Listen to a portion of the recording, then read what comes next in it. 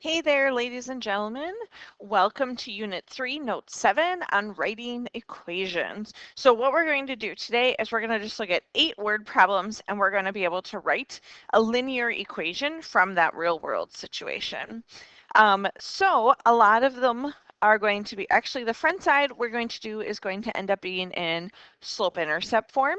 We may have to put it in point-slope form first, but then we can convert it into slope-intercept. And then the back side is all going to be standard form. All right, so let's just jump right into it.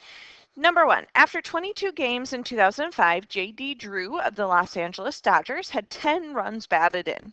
After 36 games, he had 15 runs batted in. Write a linear equation to represent the situation. So what we are actually given here is 2 sets of ordered pairs. So our first one says in 22 games, he has 10 runs batted in. That is creating an ordered pair for us, and we're going to make a similar ordered pair from the second sentence. After 36 games, he has 15 runs batted in. So we have 2 ordered pairs. When we have 2 ordered pairs, we can write a linear equation. We are going to find the slope, then we're going to take a point and the slope, and we're going to plug it into point-slope form and convert it into slope-intercept form. This is all stuff we have done in our previous section, so none of this is new.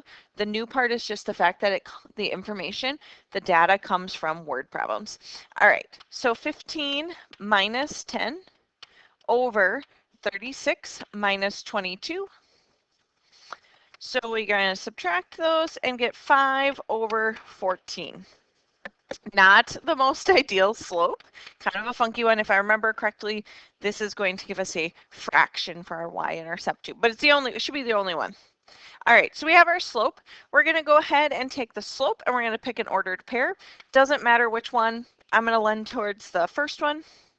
All right, so we're going to plug it into point slope form. Y minus my y coordinate equals my slope, and then in parentheses, x minus my x coordinate. All right, now we're going to convert it into slope-intercept form. So we're going to distribute that in. Y minus 10 equals 5/14 x minus, go ahead and grab your calculator and take 22 times 5 over 14. Don't forget when you plug it in, put your 5 over 14 in parentheses so that you're going to make sure you get it correctly. Let's change that to a fraction instead of leaving it as a decimal. So on your graphing calculator, if you hit the math button, and number 1 should change it to a fraction. All right, hopefully you found you got 55 over 7. Again, not an ideal one. Okay, so we're going to go ahead and add 10 to the other side. So 5/14 x. And then take that negative 55 over 7 into our calculator. So negative 55 divided by 7 in parentheses, and then add 10 to it to find your y-intercept. All right, and we should end up with 15 over 7 or 2 point something for that one there. Again, yucky. We start with the yucky one. Sorry, friends. All right, let's go ahead into number 2. As a part-time job, Ethan makes deliveries for a caterer. In addition to his weekly salary, he also is paid $16 per delivery. That right there, I want to take a pause, is our slope because it talks about per delivery, so that's our rate.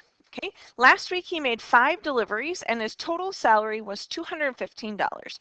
Write a linear equation to find Ethan's total weekly salary.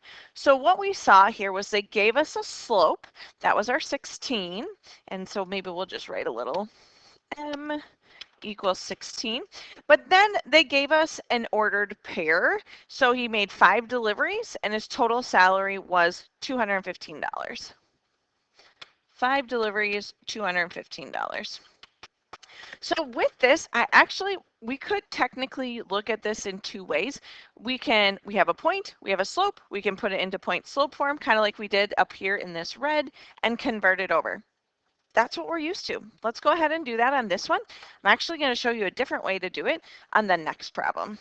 All right, so y minus 215 equals 16 parentheses x minus 5. All right, so to start off, we're going to distribute in our 16. Y minus 215 equals 16x minus 80. Now we're just going to add our 215 over. And we get plus negative 80 plus 215 gives us 135. Actually, I think I'm going to show you the other way to do it right now also, so we can just compare the two. So we are given a point and we are given a slope. We could say, hey, he went $16 per his 5 deliveries plus whatever his weekly salary was, so that's our y-intercept, equals $215.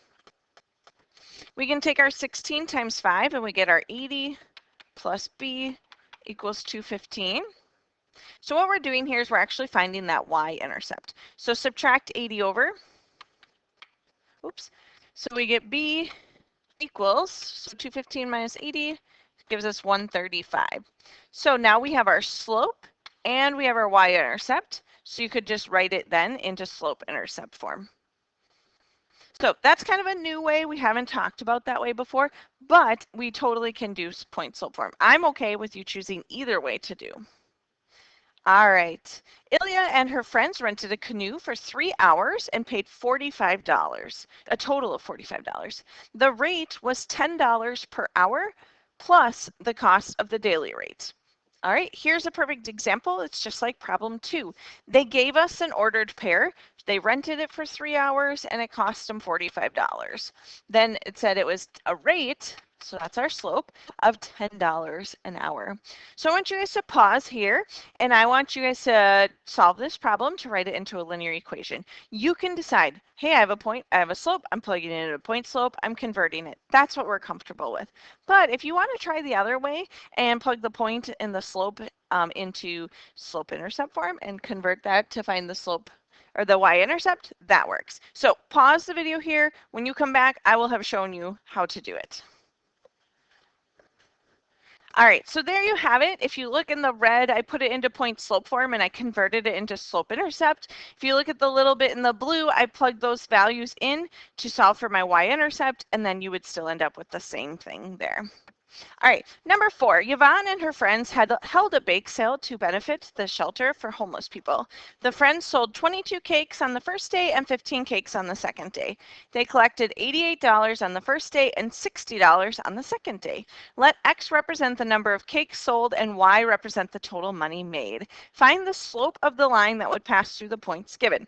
All right, I'm going to make you guys go a little bit step further. I'm going to actually find the whole equation, not just the slope. So they tell us that X is the number of cakes. So again, I'm given 2 ordered pairs. And in both of them, my number of cakes is my X. Then it tells you that Y is the total money made. So on the first day, they made $88. So I'm going to put that with the 22.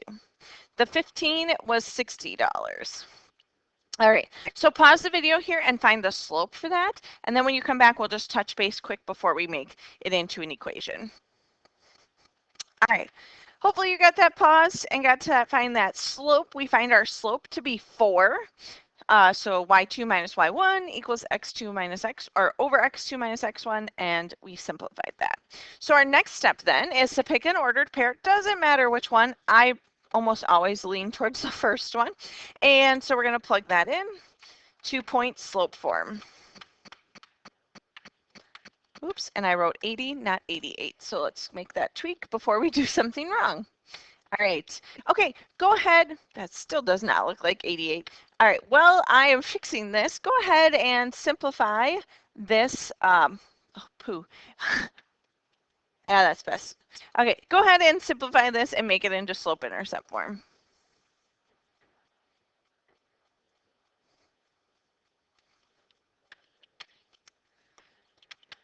So hopefully you are working on that. We're going to go ahead and add 88 to both sides, and we find y to equal 4x is our slope-intercept form. All right, let's head to the back side. We got some standard form ones here. I told you when we started.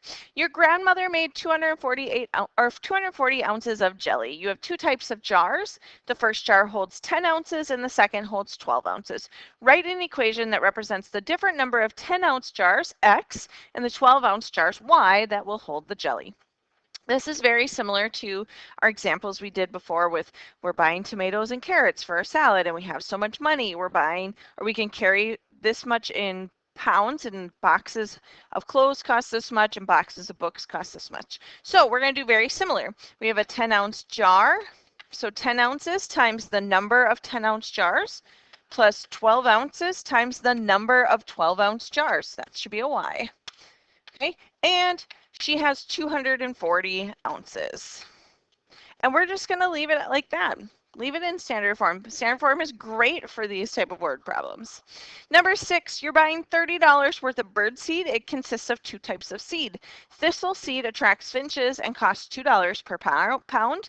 Dark oil sunflower seed attracts as many kinds of sunbirds and costs $1.50 per pound.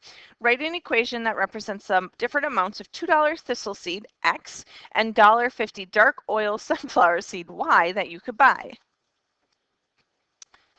All right, again, they tell us what we want to use in X.